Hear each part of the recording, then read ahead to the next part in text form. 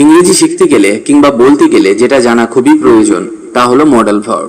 এরা মেন ভার্বকে সাহায্য করে বলেই এদেরকে হেল্পিং ভার্বও বলে। কেন এদেরকে মডেল ভার্ব বলা হয়? These verbs are called model verbs because they work according to the mood of the subject. Subject বা কর্তার মুড অনুযায়ী এরা কাজ করে বলে এদেরকে মডেল ভার্বস বলে। এবার জেনে নেওয়া যাক মডেল ভার্বস কারা।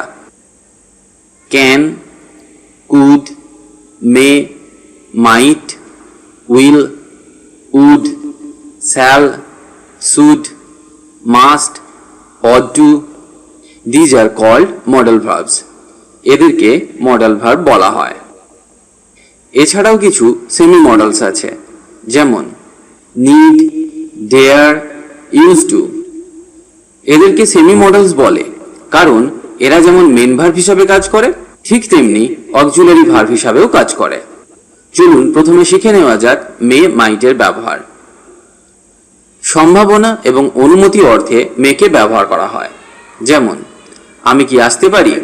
এটা একটা অনুমতি, মানে আপনি কারোর কাছে একটা অনুমতি চাইছেন। তো এর ইংরেজি হবে may I come in, may I come in. আগামীকাল বৃষ্টি হতে পারে। এটা একটা সম্ভাবনা, বৃষ্টি হতেও পারে আবার নাও পারে। এর ইংরেজি হবে ইট মে রেন টুমরো, ইট মে রেন টুমরো। আরো কয়েকটি উদাহরণ দেখা যাক যাতে পুরো ক্লিয়ার হয়ে যায়। মে আই গো, আমি কি যেতে পারি? মে আই ইট, আমি কি খেতে পারি? মে আই বিগিন, আমি কি শুরু করতে পারি? মে আই স্মোক, আমি কি ধূমপান করতে পারি? মে আই আস্ক হোয়াই, আমি কি জিজ্ঞেস করতে পারি কেন? মে আই গো হোম, আমি কি বাড়ি যেতে পারি? মে আই ইট দিস, আমি কি এটি খেতে পারি? মে আই হেল্প ইউ, আমি কি তোমাকে সাহায্য করতে পারি?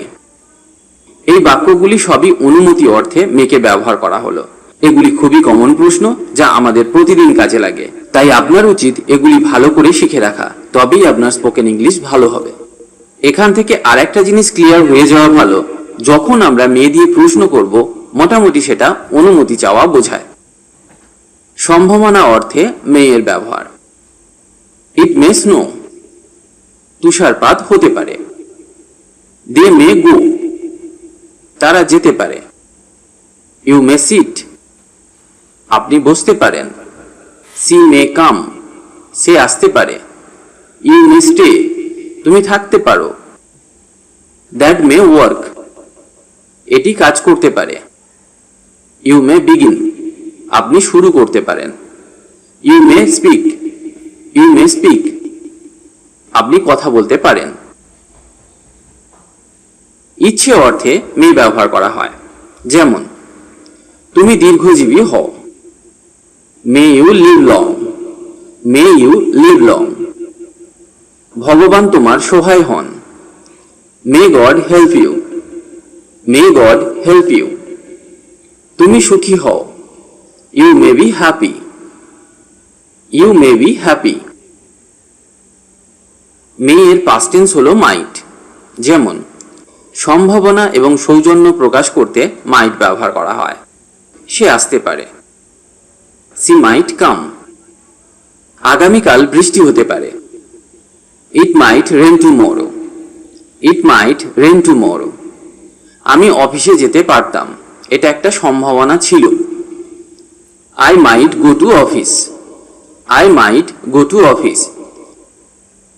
সম্ভাবনা এবং সৌজন্য প্রকাশ করতে মাইট ব্যবহার করা হয়। যেমন আরেকটি উদাহরণ দেখা যাক। তুমি আমার ফোনটি ব্যবহার করতে পারো, এটা একটা সৌজন্য। You might use my mobile, you might use my mobile. বা তুমি আমার পেনটি ব্যবহার করতে পারো, এটাও সৌজন্য। You might use my pen, you might use my pen. আপনি জিততে পারেন।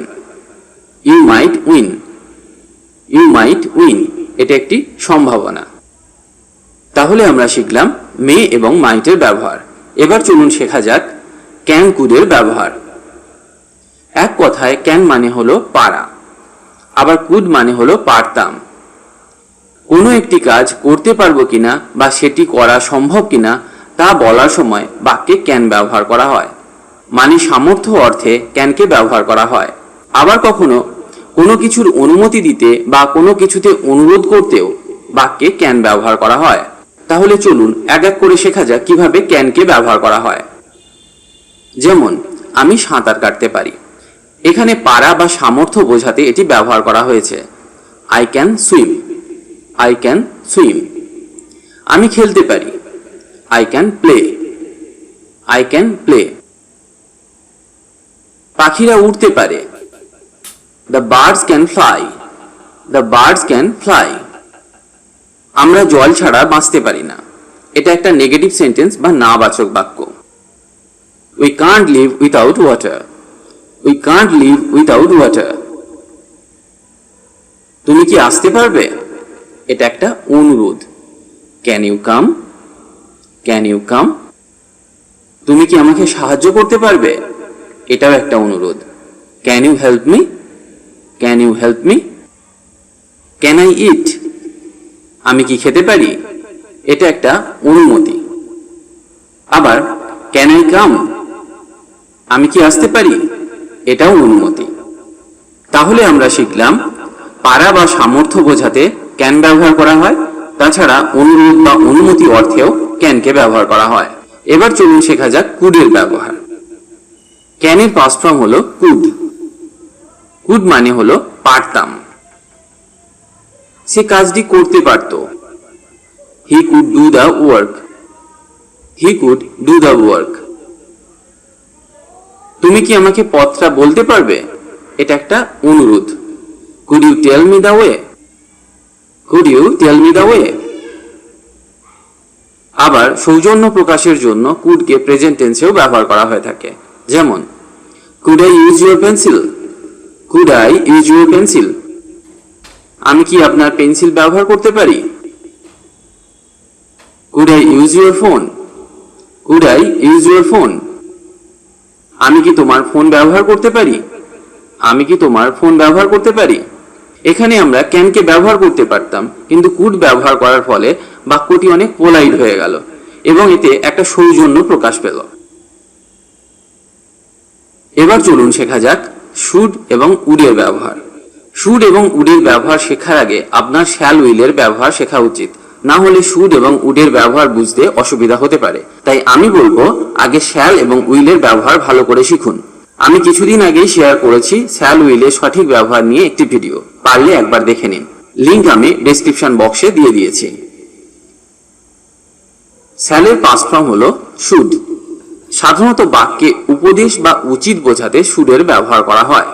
যেমন আমার কিভাবে জানা উচিত, how should I know, how should I know. তোমার কঠোর পরিশ্রম করা উচিত, you should work hard, you should work hard. তোমার এখন যাওয়া উচিত, you should leave now, you should leave নাও।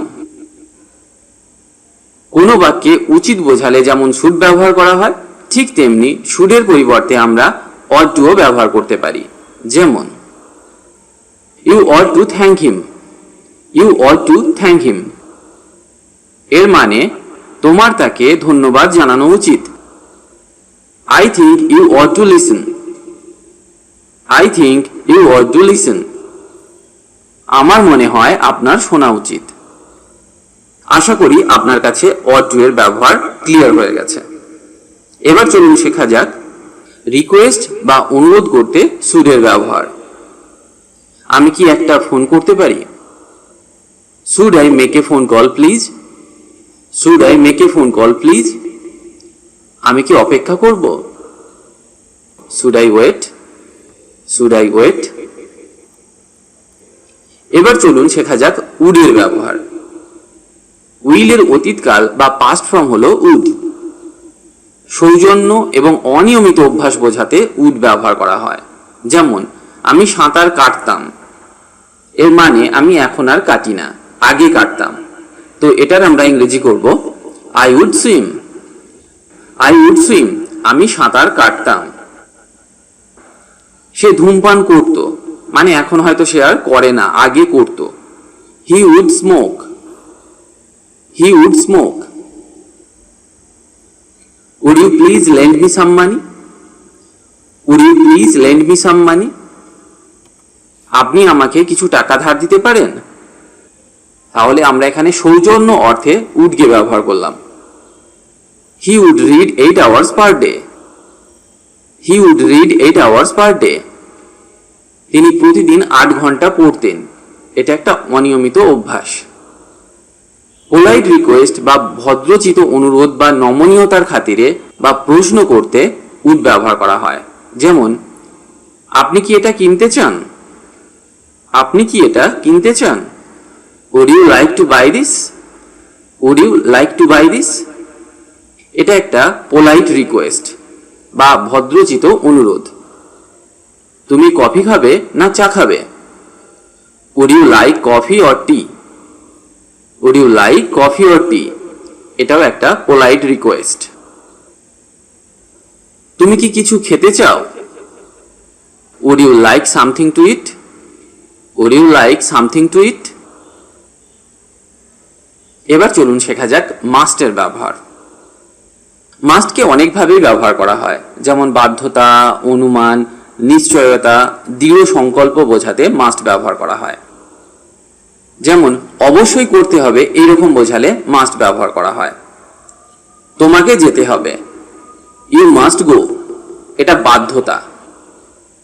তোমাকে এক্ষুনি যেতে হবে, you must go at once, you must go at once, এটাও একটা বাধ্যতা। তাকে অবশ্যই একজন ভারতীয় হতে হবে, he must be an Indian, he must be an Indian. আমি অবশ্যই তাকে যে কোনো মূল্যে সহায়তা করব, I must help her at any cost, I must help her at any cost. Semi models, need, dare, use এদেরকে সেমি মডেলস বলে, কারণ এরা যেমন মেন ভার্ব হিসাবে কাজ করে, ঠিক তেমনি এরা অক্সিলারি হিসাবেও কাজ করে। কোনো কিছু প্রয়োজন অর্থে বা করতে হবে অর্থে নিড ব্যবহার করা হয়। We need a car, we need a car. আমার একটা গাড়ি প্রয়োজন, I need to check, I need to check. আমাকে চেক করতে হবে, I need to know, I need to know. আমার জানা দরকার। সাহস করা অর্থে ডেয়ার ব্যবহার করা হয়। যেমন, he didn't dare to speak to her, he didn't dare to speak to her. সে তার সাথে কথা বলার সাহস পেল না। Don't you dare come back again, don't you dare come back again. তোমার কি আবার ফিরে আসার সাহস নেই? I dare death, I dare death. আমি মৃত্যুকে তুচ্ছ করি। অতীতের কোনো অভ্যাস বা অতীতে কোনো কাজ করা হতো এইরকম বোঝালে ইউজ টু ব্যবহার করা হয়। যেমন, he use to go to office by car, he use to go to office by car. তিনি গাড়িতে করে অফিসে যেতেন। I use to play cricket, I use to play cricket. আমি ক্রিকেট খেলতাম। I use to live here, I use to live here. আমি এখানে থাকতাম।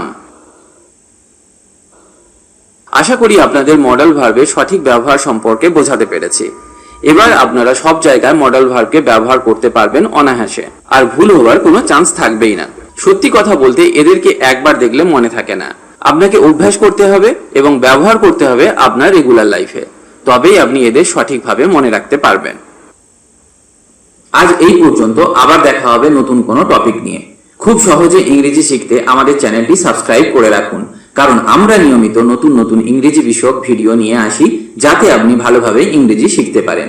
পারলে ভিডিওটি আপনার বন্ধুদের সাথে শেয়ার করুন, আর অবশ্যই কমেন্ট করে জানান কেমন লাগছে আমাদের ভিডিওগুলি, বা আপনার কিছু প্রয়োজন থাকলে আমাদেরকে জানাতে পারেন কমেন্ট করে। ভালো থাকুন আর আমাদের সাথে ইংরেজি শিখতে থাকুন।